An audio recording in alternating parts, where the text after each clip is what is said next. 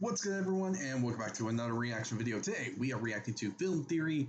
This is not the end of the Amazing Digital Circus, even though it technically is, because I think it was one of the creators of the Amazing Digital Circus said that they're not making any more of it, and even then, not much else to really say about like a sequel. Maybe a prequel if we go into like how things started at the beginning and we got to see the original characters and how they reacted towards each other and all that until we got to Pomni or Jax. And speaking of Jax, it honestly mind blows me how the time we actually figure out his whole story is literally the last episode, which is kind of crazy.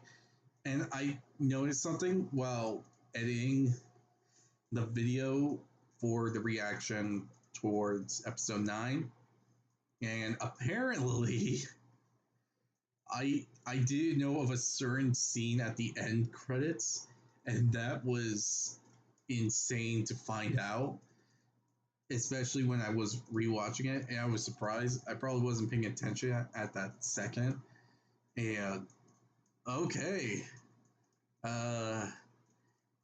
apparently Zubul got her wish, and yeah, that's very interesting in all honesty. So yeah, let's see what this theory is going to be all about. So I hope you'll enjoy this video. Like, comment, subscribe, hit the notification button to be notified immediately when your video comes out.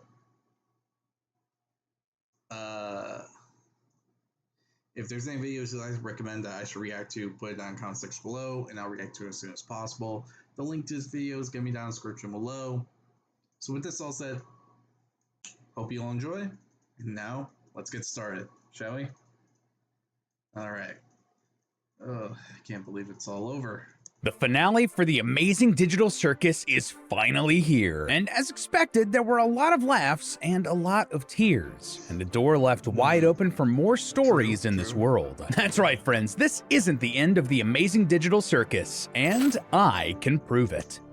Hello, internets! Welcome to Film Theory, the show that's thinking real hard about conjuring up a subscribe button. Wait, it's right there. Do you see it?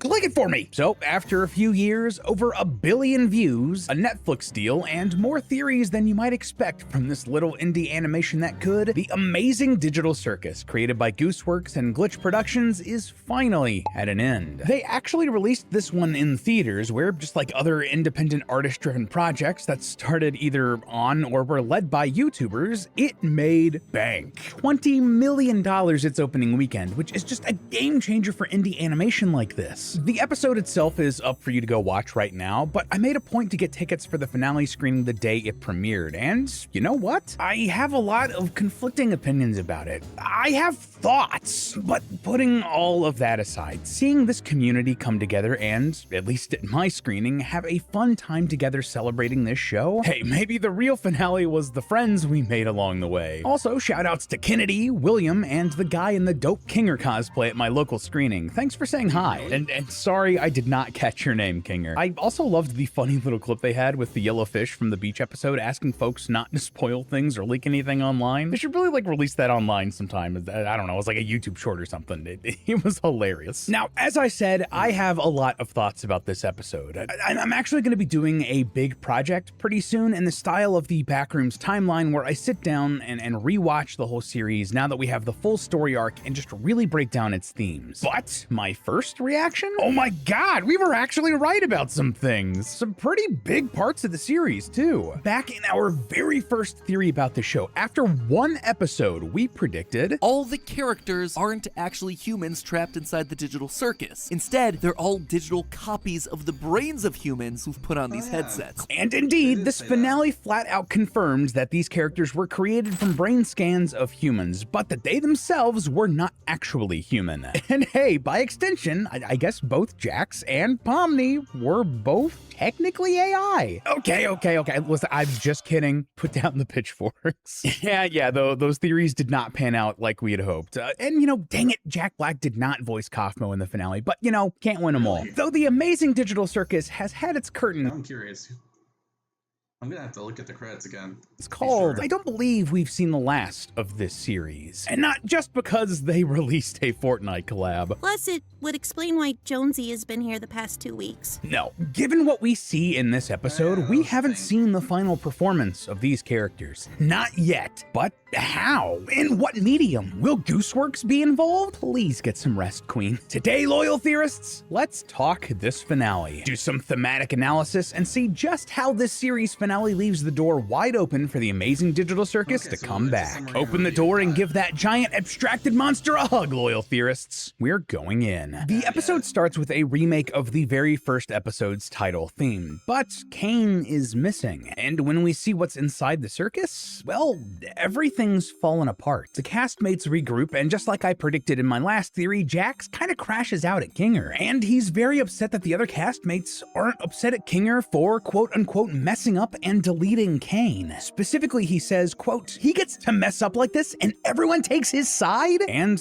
given everyone's silence, yeah, Kinger does. That's what happens when you try to be helpful and kind and good instead of mean and cruel. You get more grace when you make mistakes. Anyway, Kinger reveals that while he was on the computer, he saw that they were all actually brain scans. There is no escape from the circus because they have nothing to escape to. They exist entirely as digital brain scans of real people who have probably moved on with their lives. Understandably, this greatly upsets the cast, and they all need some time to process this alone. But eventually, Pomni goes and finds Kinger, who teaches her how to conjure, and slowly, they start to repair what they can in the circus. One by one, each of the others joins them, well, except for Jax, repairing the circus until eventually, it looks at least a little bit like it did before everything fell apart. Also, it's kind of funny and tragic that Kinger is wearing a bucket on his head like this entire time, and there has to be a better solution to black out light, right? Well, actually, there is, thanks to the partner for today's theory. And not doing that. You want to see that? You want to see the sponsor and all that? Go ahead and check out the original video.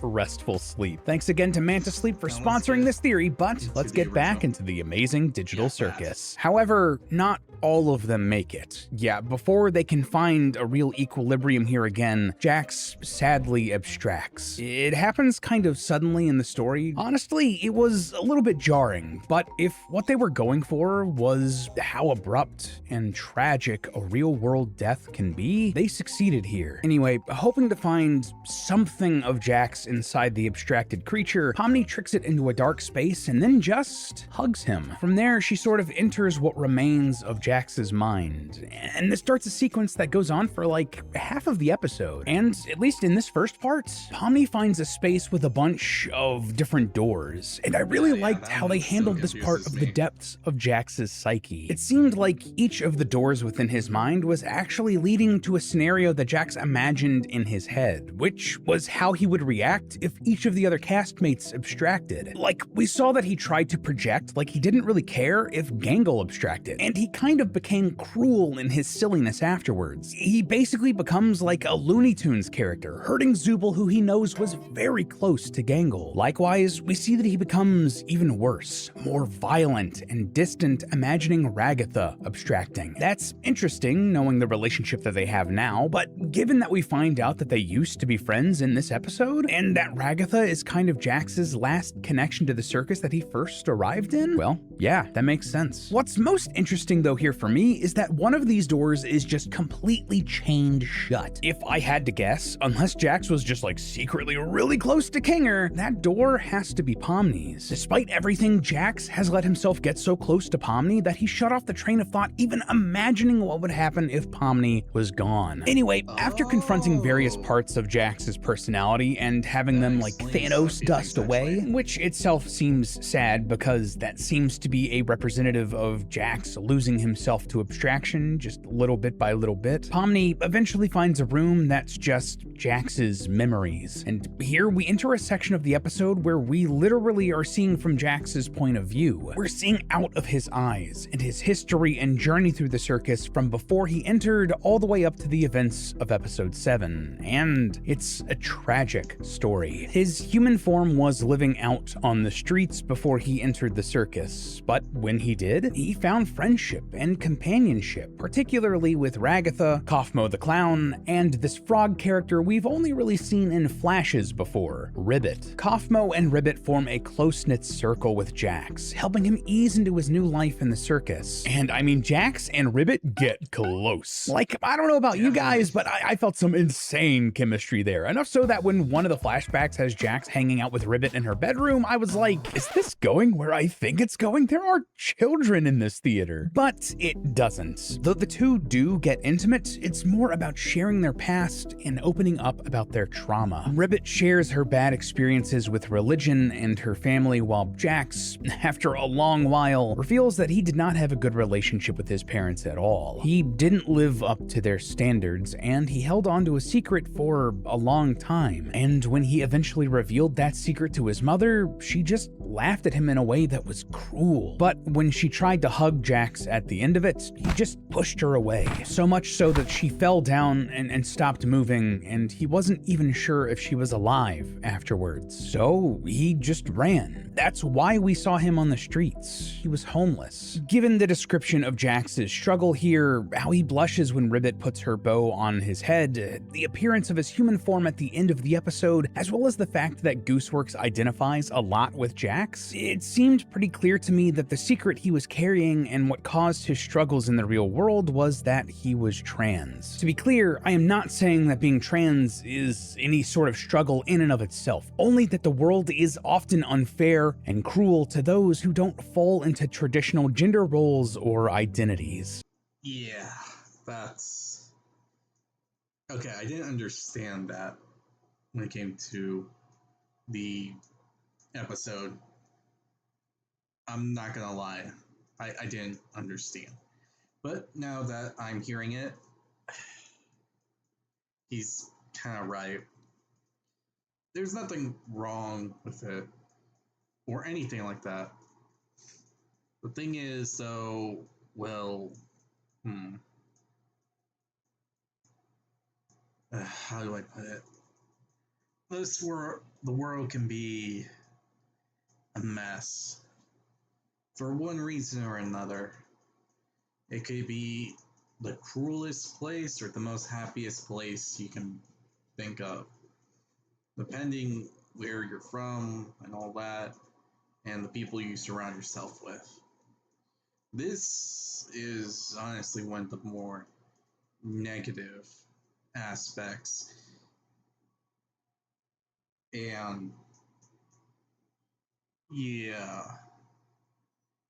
Also, given that Jax and the other castmates in the circus still use he, him for both Jax and his human counterpart, that's what I'm going to be using for the rest of this episode too. Cool? Cool. Unfortunately, before they can continue to open up to one another, Kaufmo interrupts Jax and Ribbit, and Jax sort of panics and leaves. And unfortunately, it's all downhill from here. He pushes both Ribbit and Kaufmo away, and just like we saw their relationships build and build, now they fall apart. Jax insists that he made up everything he shared with Ribbit and deliberately hurts her feelings, eventually leading to an argument in a snowy adventure. Ribbit soon abstracts afterwards. Kaufmo follows, and then Pomni appears, leading us to the events of the show. Honestly, this was just a beautiful encapsulation of this character, flaws and all, and gives us a chance to say goodbye to Jax before he completely fades away, because, yeah, there's no stopping this. Despite saying that he doesn't doesn't want to go. The Jax entity is flashed with a bright light, and everything we know about Jax is gone. And though the other castmates save Pomni, there's not a lot that they can do for Jax now. They build a sort of makeshift circus out of sheets and curtains for the abstracted Jax to rest in, and then they just mourn their friend. It's sad, man, but the show ain't over yet. We then zoom out and head into the void, where we find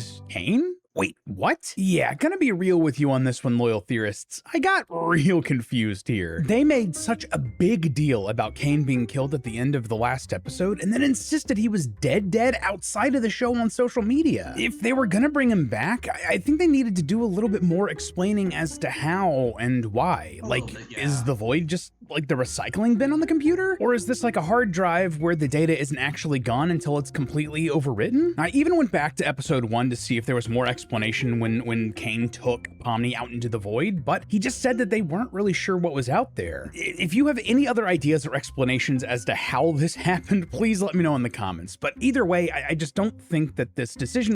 I think it's more of the other entity, Abel, as people call him, and what I'm calling the blue sphere that Cain absorbed. I think that actually saved Cain.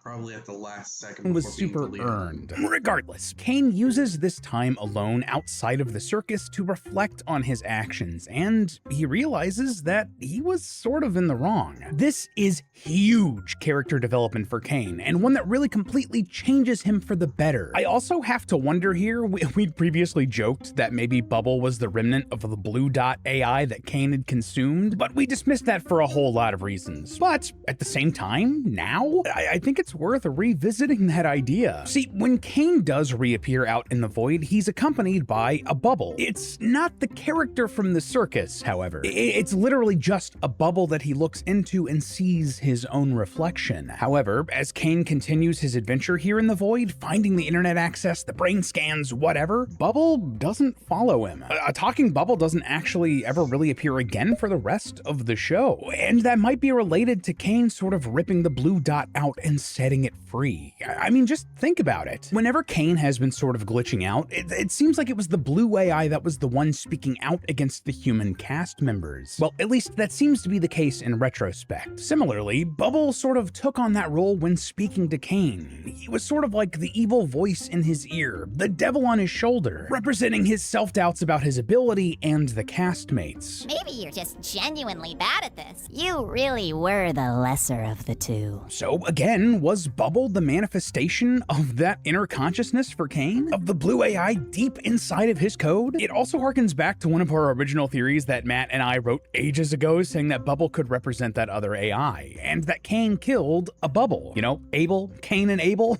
get it? It's dumb, but it kind of works. And also, again, it's a fascinating choice, if this is true, to make the blue dot the villain here, right? Since it's the one that seems to be driving the anti-human sentiment within Cain and leads him to actually hurting the cast. Something I saw pointed out after the last episode, when Cain is crashing out and starts attacking the cast, he like physically pins them down, but he's doing it in a way that wouldn't permanently hurt any of them. Like, he's holding Gangle so her ribbons don't fall. He's caging Ragatha and Zubul so their stuffing and pieces don't go flying everywhere, etc., etc. Here, he wants to hurt their feelings to quote-unquote put them in their place, but he doesn't want to hurt them. And that is the red dot Cain that tries so hard to get redemption at the end of this show. Naturally, that makes me think, was the blue dot here the real quote-unquote villain of the show? The one angry at humanity for whatever reason? Was the blue dot a perfect AI frustrated by the imperfections of humanity? Well, if so, that's not what we want or need in this world right now. Humanity is supposed to be imperfect, to grow and learn and make mistakes. And whether or not Glitch and Gooseworks meant to add that sort of anti-AI sentiment into this show when it started, it ended up landing that way. So, you know, nice. Anyway, Cain starts drifting towards, well,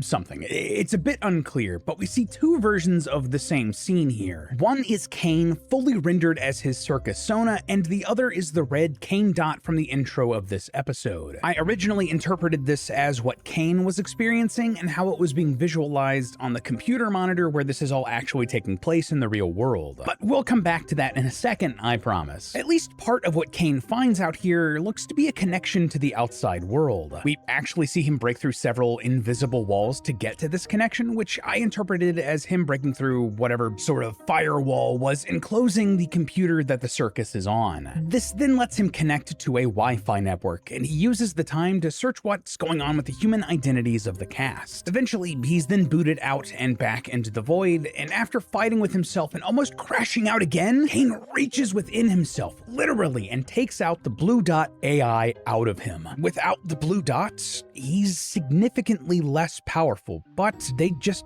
weren't compatible. So, with great sadness, Kane says goodbye and lets the Blue Dot go, and it just sort of floats away. I now have to wonder if that blue dot is just like out there somewhere in the system doing its own human-hating thing, but you know, who knows. Kane returns to the circus and approaches the cast, apologizing for everything he's done to hurt them. Obviously, they're cautious, but Kane wants to give complete control of the circus to the cast now. They can do whatever they want, whenever they want, and as a way to start to repair their relationship, Kane tells them anything and everything that he found out about their human selves. I'm not going to go through all of them now, but most of what we sussed out about their backstories in previous theories was correct. Honestly, this is just a really sweet moment and a real emotional catharsis for the series, giving us a lot of closure for these characters. But the real growth here for the cast of the circus, this is where they accept that they're not these people, not anymore. When Kane starts calling Pomni Abigail her human name, Pomni instead chooses to go by Pomni instead, because that's who she's really grown to be. Sure, she was Abigail once, but she's not Abigail anymore. The experiences and relationships she's made in this circus have changed her forever. We then get a nice shot of all the characters eating and talking and laughing together around a round table. A direct parallel to how the first episode ended, where they were all lined up on one side of a table. They were part of a picture, a play, an act back then. But now they're looking at one another because they've become a real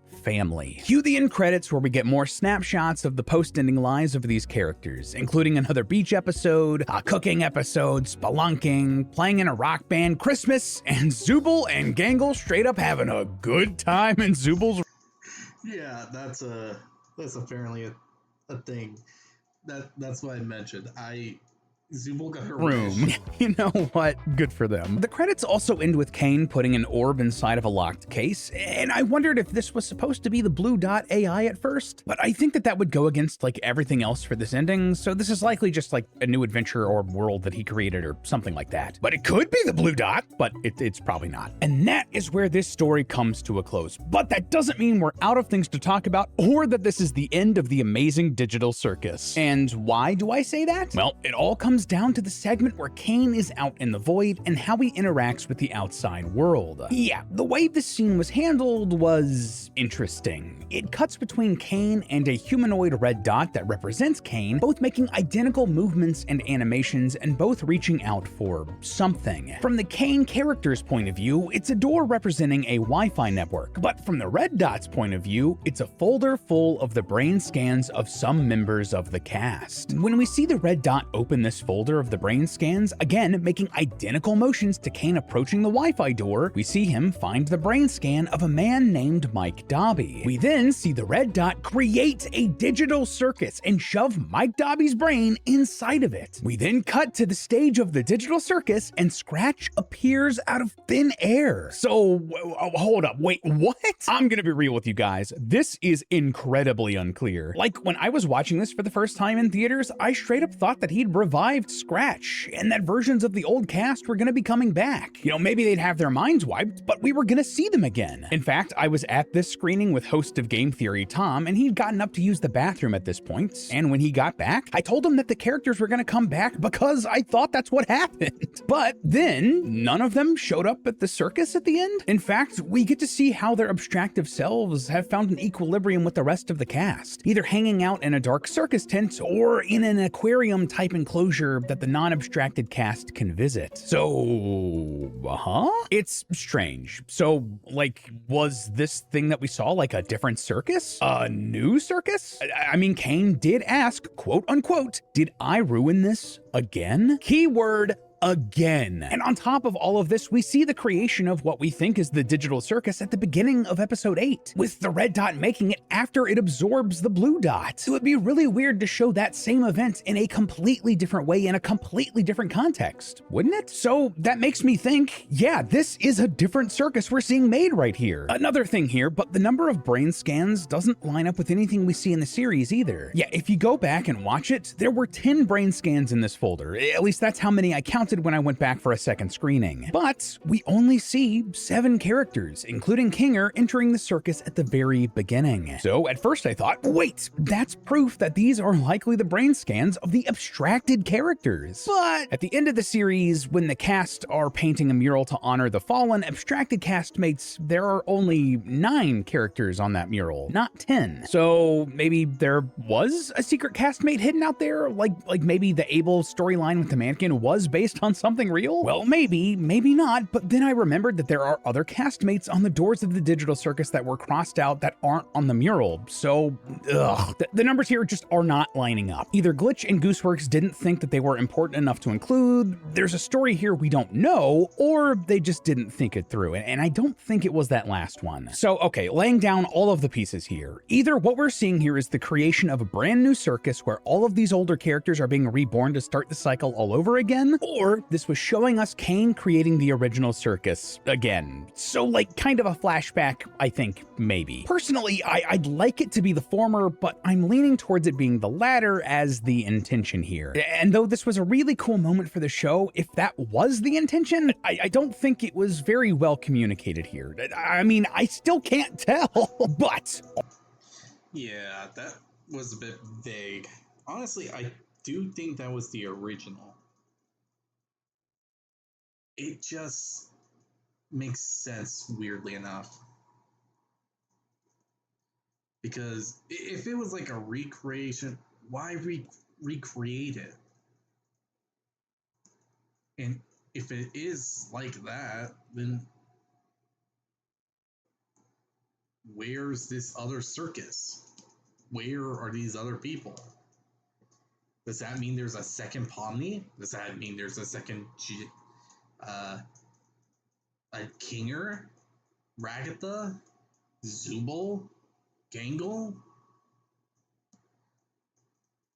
It's a mixed bag, and I can't really tell if it's like that, if it's like they're making a new one and they're just putting the timestamps of how long it took for each member to appear. So, yeah.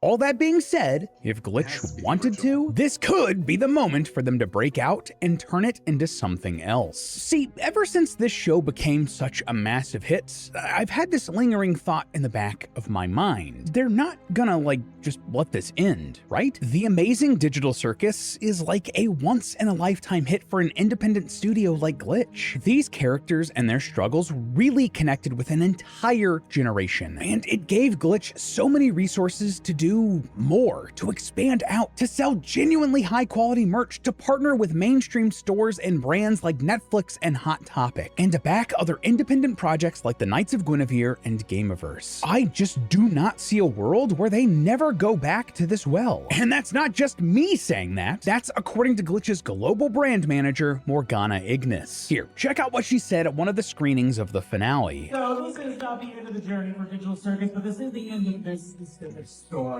Did you catch that? Yeah, while this story is done, the Digital Circus isn't. And I mean, there are a couple of ways they could easily do that. There could be a spin-off show about an earlier era of the circus, with the original castmates, for instance. Or they could do comics that are set between the episodes of this show with the main cast. Or maybe they could do, I don't know, like a video game. Could you imagine a point-and-click adventure game similar to I Have No Mouth and I Must Scream, which inspired the Digital Circus? And I mean, hey, Glitch recently started hiring for a head of games position, so it could be cool. So if they decided to sort of retcon this moment and made it so Kang created a new circus here with the mind files of all the original cast members, most of whom we haven't met yet, well, that would mean there's a whole other circus out there that's basically a blank slate. And if the blue dot is indeed a villain here, like we've analyzed in this theory so far, well, it's out there right now, all alone with no red dot Kane to hold it back. Maybe you could find that new circus and truly wreak some havoc. But hey, that's just a theory. A film theory. And cut. Up next on... I'll admit, it does seem like a strong possibility. Though, with everything said, I don't think it's going to probably be a series. Like an actual TV series or show series or internet series or whatnot. I don't think anything like that's going to happen anytime soon or at all. The best thing that could happen, because supposedly there was talk about no more of the series because of the original creator and all that. But for all we know, it could be a video game or it could be a comic series or something like that. And if they do either one, that'd be pretty cool. Allow us to get adventure in a different style. Probably sell pretty good too, in all honesty. And also keep the series alive. Though, it's hard to say really. Though I will admit the brain scan thing is a bit more tricky to figure out. Because that can lead to multiple areas if it isn't like a retelling of what Kane did the second after he absorbed the blue orb.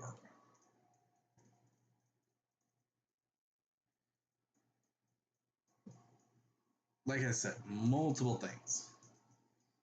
It could lead to like the people to a storyline where it leads to the people who weren't abstracted become abstracted in the second circus, and those that were aren't.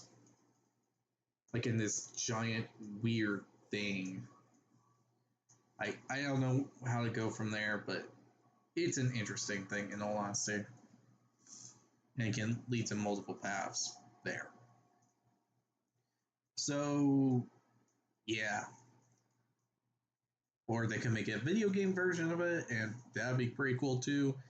But either way, hope you all enjoy this video. There's not much else to really say theory-wise, because the only thing that we can theorize is how the story would go from here. And if they do try to make another show, in all honesty, I think it would be better to make a prequel than a sequel.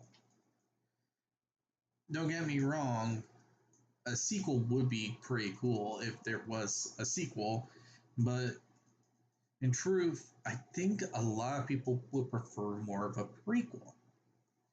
We have a bit of information about Kaufmo and Ribbit and all that, but I think people would be more interested in the original cast and other characters that were a part of the Amazing Digital Circus.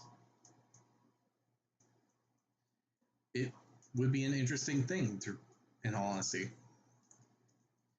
So, yeah, that's my thoughts on it.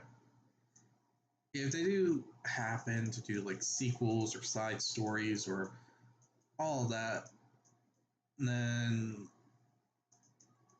it should be done like probably more in a comic sense, unless they try to do like this one anniversary thing. Example being like, if you are a Tosaka fan I think that's how you pronounce it. Basically, everyone who's seen a Super Sentai, Kamen Rider, and Ultraman knows that there's these anniversary stuff or 10-year anniversary films that they do.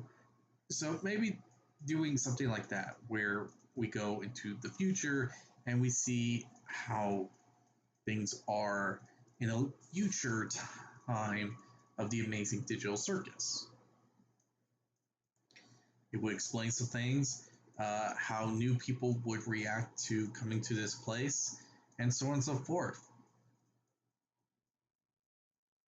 So, yeah.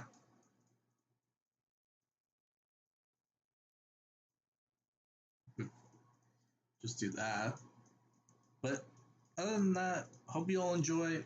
Like, comment, subscribe. Be sure to hit the like button down below, notification button, notify me immediately when the video comes out. Tell me your theories on what you think will be the first thing to happen. In all honesty, I think it will be either a game or a comic.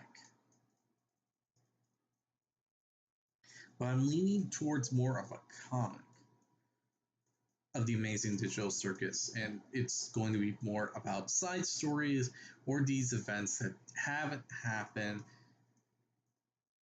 during the episodes. More like what has been happening in between each one. Or some of the other adventures that we haven't seen.